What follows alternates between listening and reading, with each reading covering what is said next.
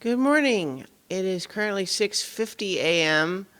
on Monday, April 13th, 2015. I'm Christiana Ellis and I just got up.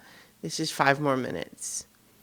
I actually did do a little bit of, I don't know, surfing sounds, random and wandery, which is not quite right, before recording this today because I don't know, sometimes, I wake up and I'm feeling something that I'm not quite sure I understand myself yet, and I don't want to just launch into it without considering it a little bit more, just because I think sometimes, not that I'm especially worried about getting into trouble, but people will say things quickly without taking the time to consider their words, and then it can be misinterpreted, and it's just bad communication generally. Now, obviously, the format of this show is very loose, deliberately so, and I generally don't talk about things that are super weighty. But I don't know, I was just again feeling a little bit trapped in that mire of the balance between trying to stay focused on positive things versus the idea of, well, but if you see something awful, shouldn't you point it out so there's awareness and all that? I'm just making noises. Um, and so feeling just in that again, but I've already talked about that, and I don't know that I have anything new to say about that. But it ties together a couple things. Like, for example, I don't know if anyone else has spotted this, but there was a clip of the upcoming movie Jurassic World that was released. And, I didn't watch the clip before the controversy, but having watched it now, I'll agree that I don't know why they released that clip in particular. It seems pretty uninteresting compared to the stuff that we want to see. But one of the things that made it notable, and the reason why I actually watched it, is because Joss Whedon had released a tweet criticizing it, basically saying, like, I just wish it wasn't 70s era sexist. And having watched it, I'm inclined to agree, although I don't know that I necessarily would have had that word occur to me, more that I would have just kind of said, well, oh, the whole trope of, hey, the woman's kind of stuck up and frigid, and the guy is this, oh, he's this swaggering guy with the innuendo, but he's got a good heart, really. I just mean, I feel like that can work. It certainly is a formula that has worked in lots of things.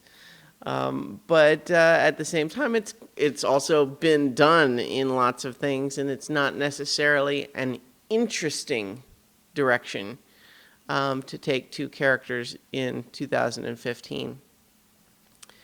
But even more so than Joss Whedon having said that about the clip, there was an interview where he was talking about the various online nerd culture wars. And what he actually said is that, retroactively, he wishes he hadn't tweeted that. Not because he doesn't agree with what he said as much as just it's not helpful for one creative to be criticizing another creative's work in quite that way. And that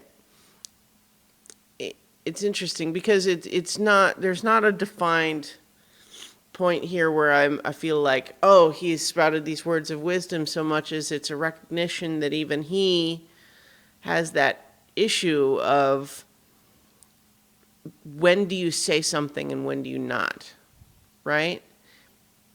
Because first of all, it's important to remember that that clip is just a minute and a half or so of the whole movie. We don't know how it plays in context.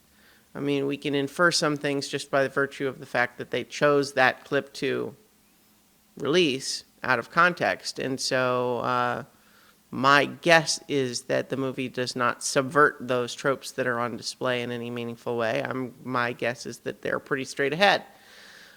But, we haven't seen the movie yet, so we don't know. So, but I think there can also be that sort of, if you can't say something nice, don't say anything at all approach. And I've been kind of increasingly leaning in that direction lately myself. And especially when it comes to things like Twitter, because Twitter is so fast and easy, but also so limiting in terms of what you can say, that it forces every single debate to degenerate into shouting matches, because it's just impossible to have a more nuanced conversation there.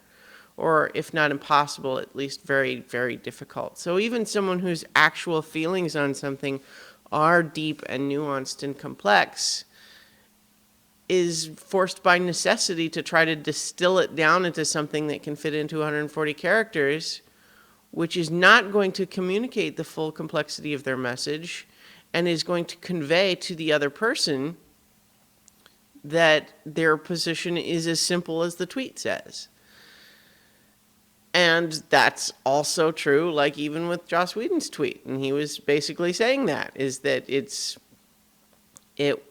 produces this ability to lash out with your immediate emotional reaction in a way that can't be taken back. It's a little bit like me deciding to take a little bit of extra time to think this morning. Not that I think that this extra response is extra deep and nuanced, but it's more just a matter of